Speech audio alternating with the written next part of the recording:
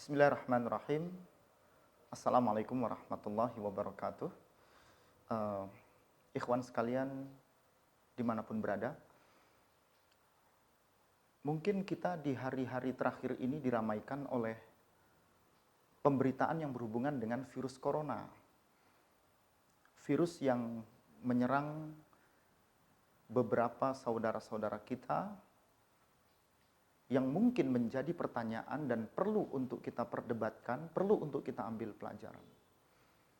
Apakah ini sebuah ujian, cobaan, ataukah ini adalah sebuah rahmat? Kami ingin menarik kepada sebuah fenomena yang terjadi pada kejadian yang berhubungan dengan virus corona ini. Setelah kami membaca di beberapa media, kurang lebih sekitar 6 jam yang lalu, itu korban sudah 2.250. Dan 2 jam yang lalu kami baca itu sudah 2.345. Ini korban yang cukup signifikan sebenarnya.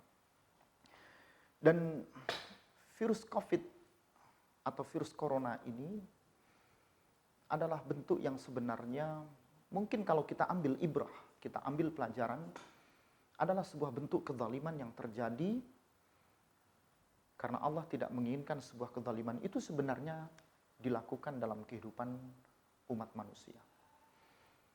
Mungkin teman-teman sekalian, saudara-saudara, ikhwan sekalian pernah membaca atau mendengar apa yang terjadi dalam peristiwa pembantaian masyarakat Muslim di Uighur. Mereka dibantai, mereka dikucilkan, mereka diisolasi, bahkan tidak sedikit anak-anak kecil, wanita-wanita yang tidak berdosa, mereka disiksa. Disinilah sebenarnya apa yang diinginkan, apa pelajaran yang dapat kita ambil. Yang penting, yang paling kita ambil adalah terjadinya sebuah kezaliman. Kami ingin menghubungkan apa sebenarnya hubungan antara kezaliman itu dengan virus corona ini. Ketika kezaliman itu kita artikan az-zulmu dalam bahasa Arab. Az-zulmu itu diartikan sebuah kegelapan. Sesuatu yang tidak tampak. Kegelapan itu berarti sesuatu yang berada pada tidak tempatnya. Berada pada bukan tempatnya. Az-zulmu sering diartikan dengan mujawazatul had. Ada sesuatu yang lepas, yang keluar dari batasan-batasan yang telah Allah tetapkan. Atau dalam istilah yang sering kita kenal dengan istilah wad'u syai' laisa fi makanihi.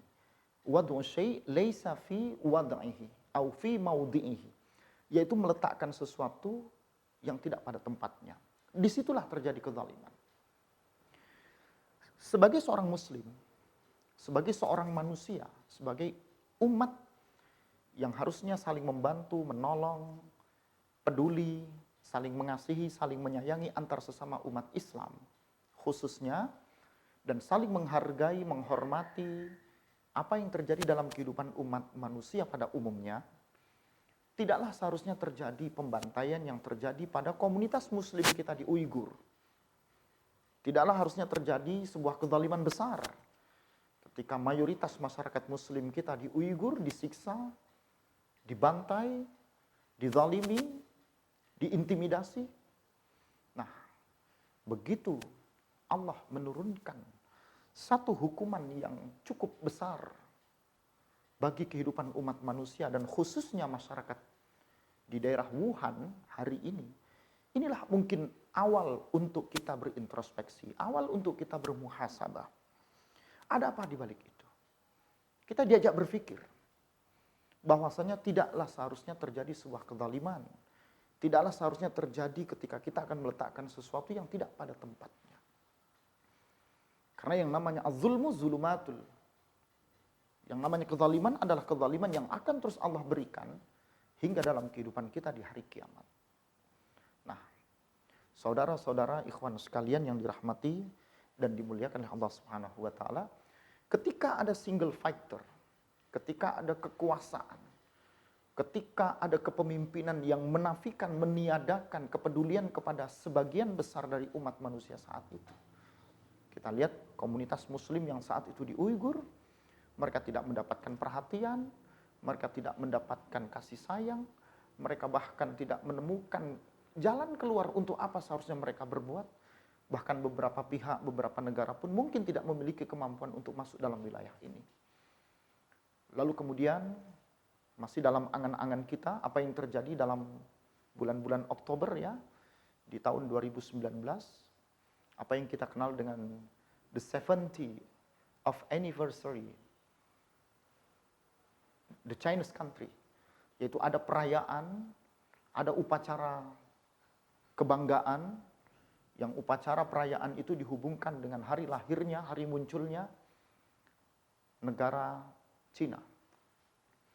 Dan saat itu mungkin masih ingat dalam ingatan kita bagaimana Presiden Xi Jinping berkata, tidak ada kekuatan yang akan bisa mengalahkan negeri tersebut. Tidak ada kehebatan yang bisa mengalahkan kekuasaan siapa yang berkuasa saat itu. Ini yang menjadi renungan untuk kita sebenarnya. Bukankah kita masih punya Allah? Bukankah kita masih diajarkan sebagai umat manusia, sebagai makhluk ciptaan Allah? Kita tidak boleh sombong, kita tidak boleh angkuh. Apa yang Allah firmankan di dalam ayat ke-8 dari surah Luqman, Allah mengingatkan, a'udzubillahi minasyaitonirrajim, wala tusa'ir khaddaka linnasi, dan janganlah sekali-kali kau berpaling dari manusia. Berpaling dari manusia ini artinya melakukan kesombongan atau bersikap sombong kepada sesama manusia yang lainnya. Wala tamshi fil ardi maraha, dan janganlah sekali-kali kau berjalan di muka bumi ini dengan kesombongan. Innallaha la yuhibbu kulla mukhtalin fakhur. Sesungguhnya Allah tidak menginginkan sikap kesombongan atau sikap membangga-banggakan diri. Perhatikan baik-baik apa yang Allah gambarkan dengan bahasa wala tusair khaddaka. Ada kata-kata sa'arai sa'ir. Yang kata-kata ini bukan menunjukkan kepada sikap yang seharusnya kita lakukan dengan angkuh, sombong, berbangga-bangga kepada siapa yang ada di sekitar kita. Tapi manusia itu diminta untuk saling menghargai. Manusia itu diminta saling menghormati. Manusia itu diminta untuk saling menyayangi dan saling mengasihi. Tapi apa yang terjadi dalam pengucilan, dalam isolasi, apa yang terjadi pada sebagian komunitas masyarakat muslim kita di Uighur mengingatkan ada pintu-pintu, ada celah kezaliman yang ketika kezaliman itu dilakukan, maka tinggal tunggu bagaimana Allah akan menghancurkannya. Nah, kata-kata yang dihubungkan ketika tidak ada kekuatan, tidak ada kehebatan, tidak ada kebesaran, tidak ada kemuliaan dari makhluk ciptaan Allah. Mungkin masih ingat bagaimana kata-kata Fir'aun. Ketika Fir'aun dengan sombongnya yang menolak dakwah Nabi Musa, yang dia mengatakan bahwasanya dia adalah Tuhan, dia berkuasa, dia mampu melakukan sesuatu, dia memiliki kehebatan. Tapi ternyata kekuatan Fir'aun hanya dihancurkan dengan kekuatan-kekuatan Allah yang tidak memiliki kekuatan apa-apa sebenarnya dibanding kekuatan manusia. Sama seperti kekuasaan yang terjadi saat itu.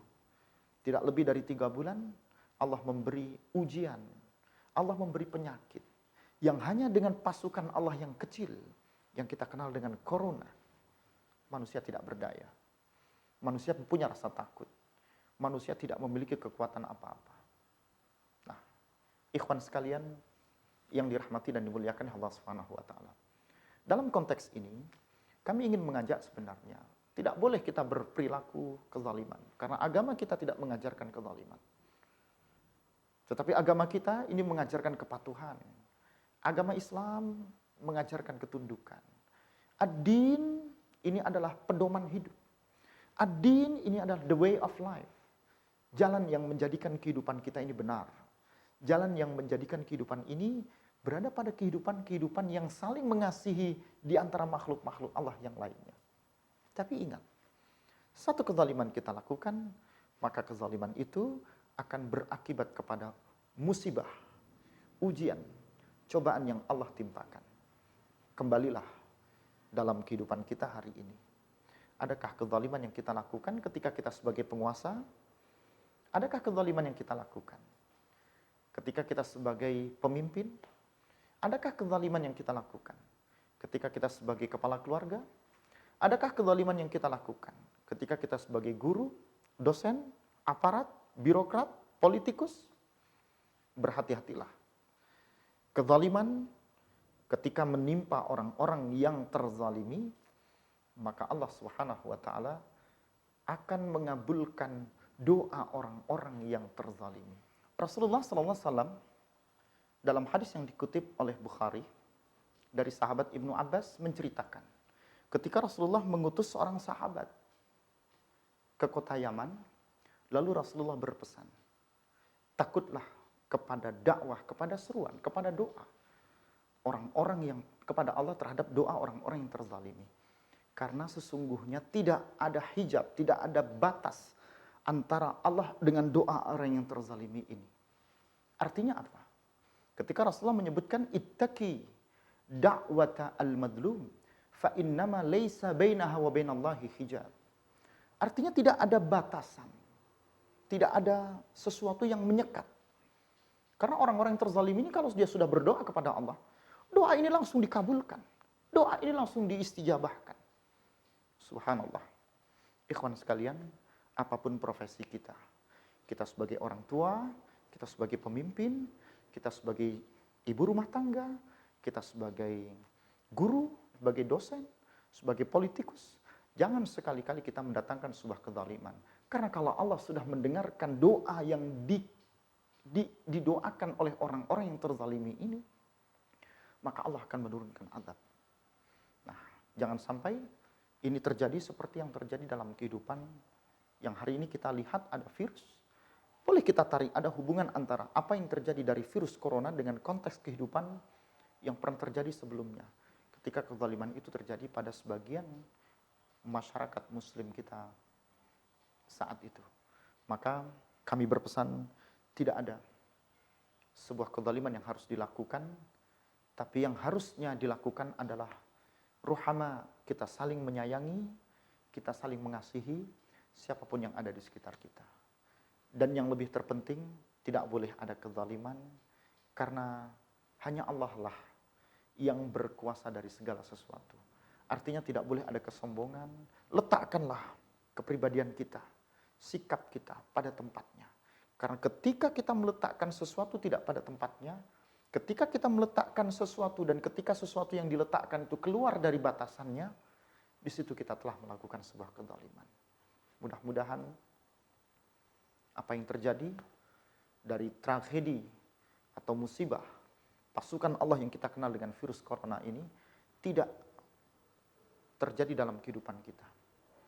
Jangan sampai kezaliman dan ujian Allah itu ikut menjadi sesuatu yang membebani kehidupan kita. Mudah-mudahan kita dilindungi dan mudah-mudahan kita selalu dikuatkan keimanan dan ketakwaan kita agar kita menjadi pribadi-pribadi yang selalu kembali kepada Allah Subhanahu wa taala. Mudah-mudahan bermanfaat. Billahi taufiq fi sabilil haq. Assalamualaikum warahmatullahi wabarakatuh.